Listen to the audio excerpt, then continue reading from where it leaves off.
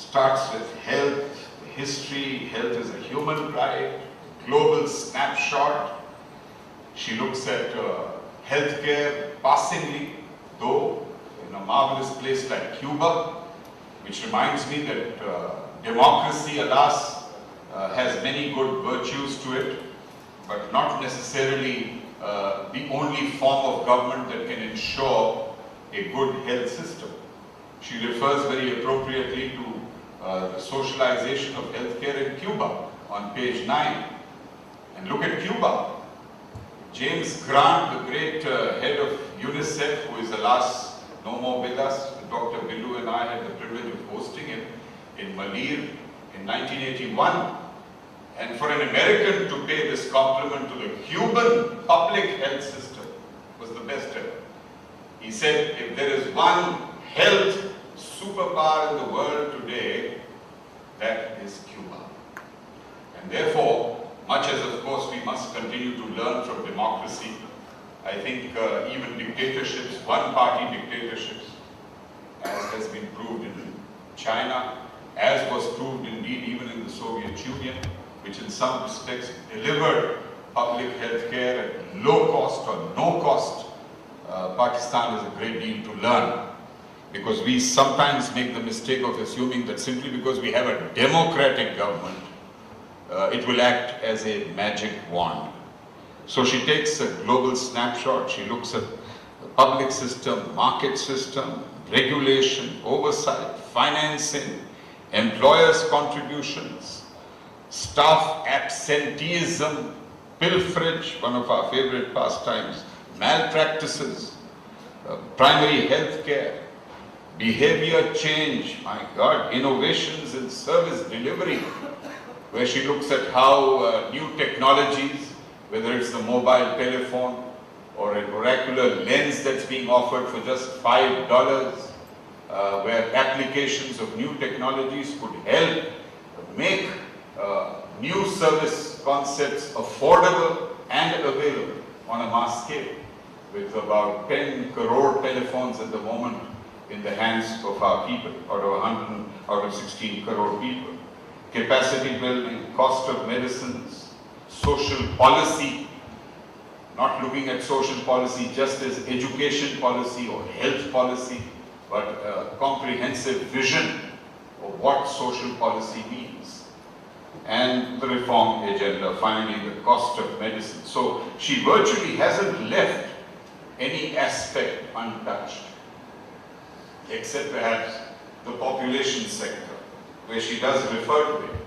And she also lets us know or reminds us that amongst the many distinctions that we have as a country, one is that we are now the only country in the world which has two separate ministries, one for health and one for population.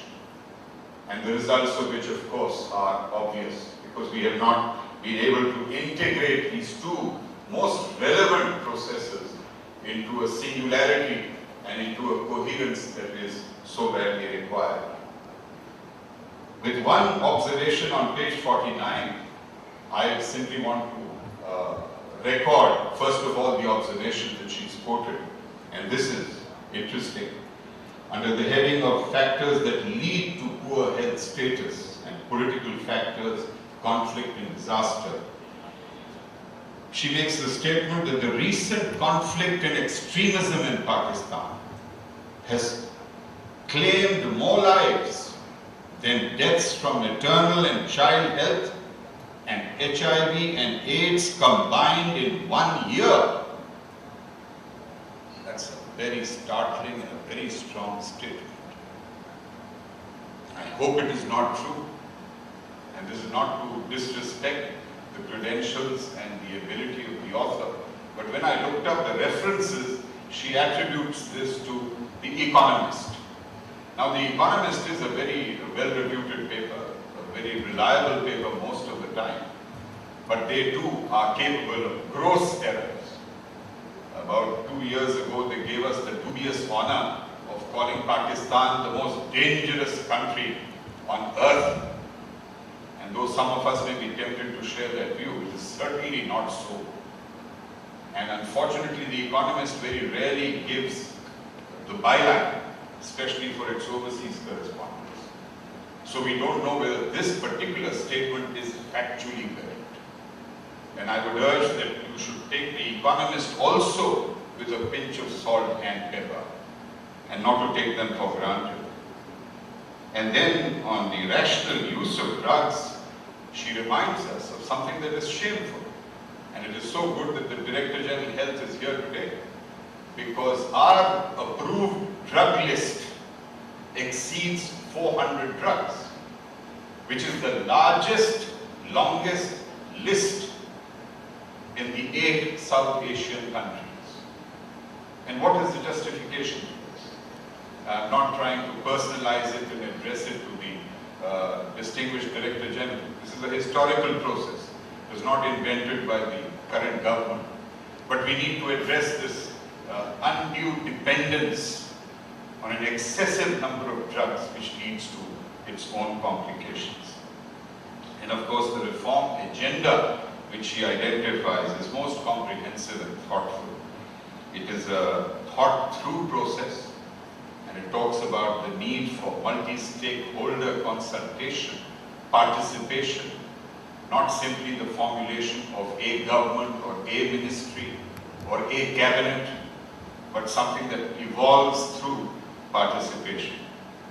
Though everything, of course, that evolves through participation is not necessarily good. It can end up with confused, weak initiatives.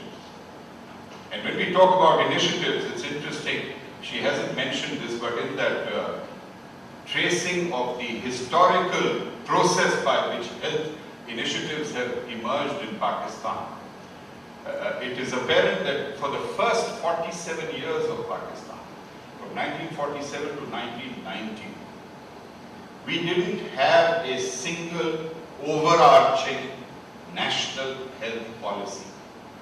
We did have 19 different health initiatives to tackle different diseases and to combat various threats, but not a single time did we have a national health policy. And then, of course, because we want to make up for lost time, in the space of 11 years we've had 3 policies. 1990, then 1996, and then 2001.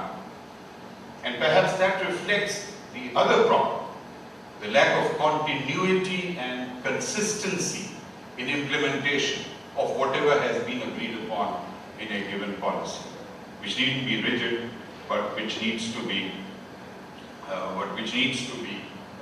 kept in mind as you respond to new situations. I'd like to conclude by saying that while the book is a landmark and a milestone, it makes an outstanding contribution to the informational dimension in 3 respects. Number 1, it enhances the level of awareness and knowledge that all of us need to have. Those of us who are interested now have access to an excellent, compact source of reference, where you would have otherwise needed to go to about 50 different sources to get this kind of distilled data and the meaning of that data in one single source. So it's a valuable contribution on an informational level for civil society. Second, it's an excellent input for discourse within the health sector on a technocratic level. I hope that various health institutions, foremost among them the Aga Khan University, which has done so much to encourage thought and dialogue, uses this as a focal point to stimulate a series of exchanges on where policy should head in the next few years. And thirdly, it acts as a marvelous bridge for the health sector of Pakistan and the global health sector. I know that WHO also serves that purpose, but you just have to look at the back jacket of the book to see the remarkable quotes and comments that this book has received from outstanding personalities in the global health sector. I think the book stresses the need, obviously, for political leadership and for a holistic view. A holistic view not only from a political level, but to look at the need to integrate health with environment, health with education, health with improvement of governance above all. And where we need to remember the different models and systems that we need to learn from, to change or to remember what Deng Xiaoping said when he took over the leadership of China from Mao Zedong, and he was going to restructure economic communism while retaining political communism, unlike Gorbachev. He said, looking at the free market mechanism and the protests from the traditional socialist or communist cadre within the Communist Party, he said, I don't care whether a cat is white or the cat is black, as long as the cat catches the rat. And that's why I refer back to the Cuban health model, the need for Pakistan to learn from other countries, whether it's Hong Kong, which she has quoted again very relevantly, or Cuba. Let us go out there and learn. I cannot also help remembering what Ivan Illich, a very profound Austrian philosopher who passed away in the year 2002, had to say about the health system. Of course, his book, Medical Nemesis, he began by saying, the greatest threat to human health is the medical establishment. I mean no disrespect to the medical establishment. You could say the greatest threat to the people of Pakistan are innocent politicians like myself who are elected or not elected, as the case may be. But in this case, one is tempted to turn that around and say the greatest threat to health reform is the health establishment. Because every establishment develops a vested interest in retaining the familiar precepts and principles.